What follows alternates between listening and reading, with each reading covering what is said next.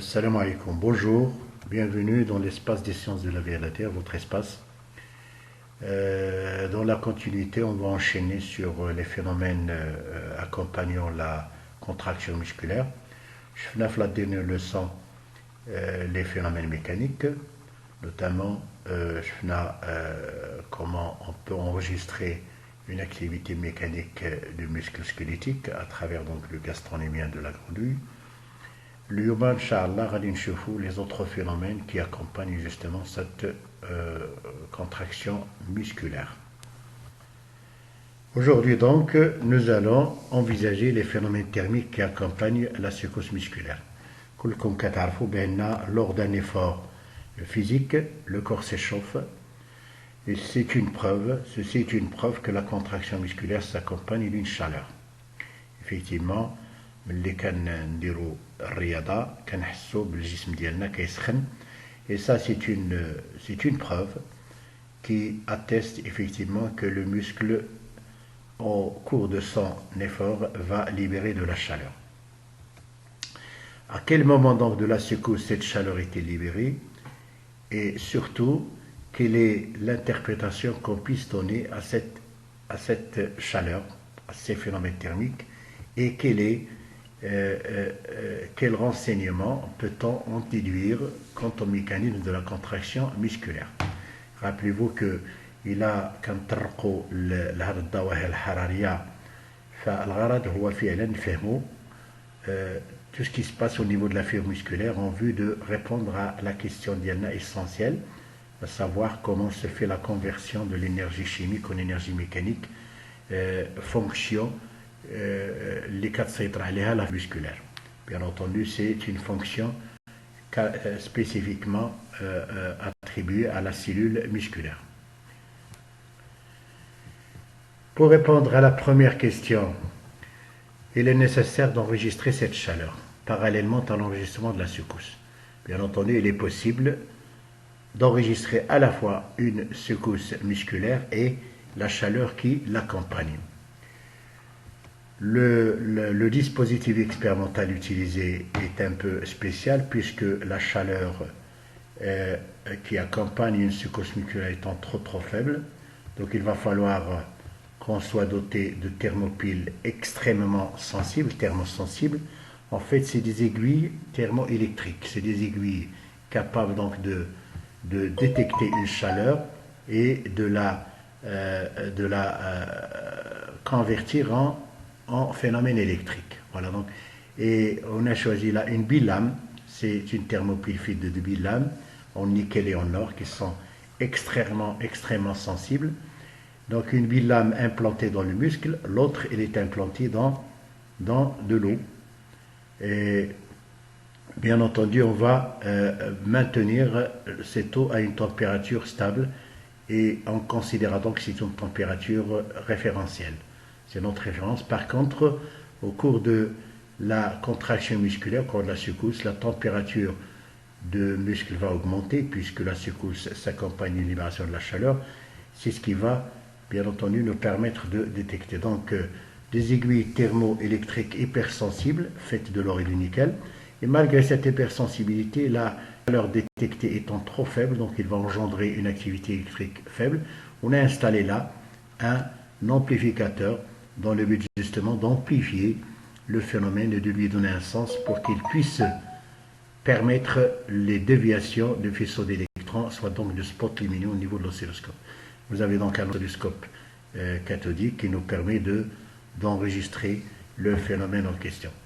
Donc rappelez-vous que ce qu'on enregistre c'est un phénomène électrique, mais au départ c'est un phénomène thermique qui en est la cause. Donc grâce à ces thermopiles, les câbles. En même temps, il y a donc ce même dispositif nous permet le même écran, la schématisation des résultats obtenus est la suivante. Donc vous avez d'un côté la secousse musculaire qui est là, voilà, une secousse musculaire ici. Vous avez là le moment de stimulation. Théoriquement, donc, après un temps de latence, on enregistre donc une secousse musculaire avec ces deux phases, contraction et décontraction, relâchement. Parallèlement, vous avez là la quantité de chaleur qui bien entendu, accompagne cette secousse musculaire.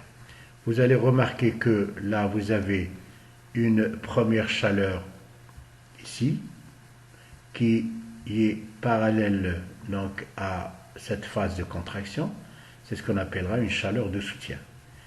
Puis une deuxième déviation, et pour nous, toute déviation, c'est synonyme d'une libération de chaleur.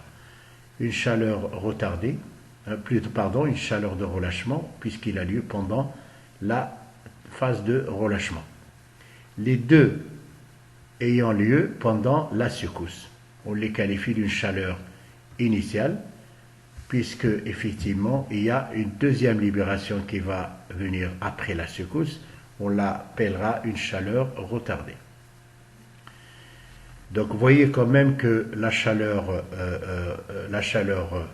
initiale a une plus grande amplitude. Néanmoins, elle ne dure pas assez longtemps, à peine 3/10 de seconde. Donc elle est très très brève, quoiqu'elle est beaucoup plus grande en amplitude par rapport à la chaleur retardée. Par contre, la chaleur retardée, vous allez constater qu'elle dure beaucoup plus longtemps, mais elle a une faible amplitude. Elle dure en fait de 2 à 3 minutes.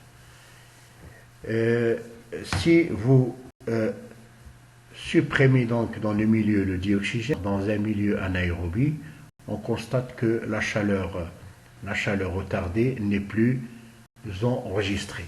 Ce qui veut dire tout simplement que cette chaleur retardée n'est libérée qu'en présence de dioxygène. Quelle est l'interprétation qu'on puisse donner à ces phénomènes thermiques? Donc, oui, les phénomènes thermiques. Vous êtes censé savoir qu'un dégagement de chaleur témoigne des réactions exothermiques. Je sous-entends par réaction exothermique, c'est des réactions qui libèrent de l'énergie thermique, de l'énergie sous forme de chaleur. Et qui vont bien entendu augmenter le chauffage de systèmes chimiques. Et par conséquent, on peut faire des déductions suivantes. Que la cellule musculaire est le siège de réactions chimiques exothermiques. Et que les réactions à l'origine de la chaleur initiale ne demandent pas de dioxygène, puisqu'on les enregistre en anaérobiose et qu'ils sont rapides.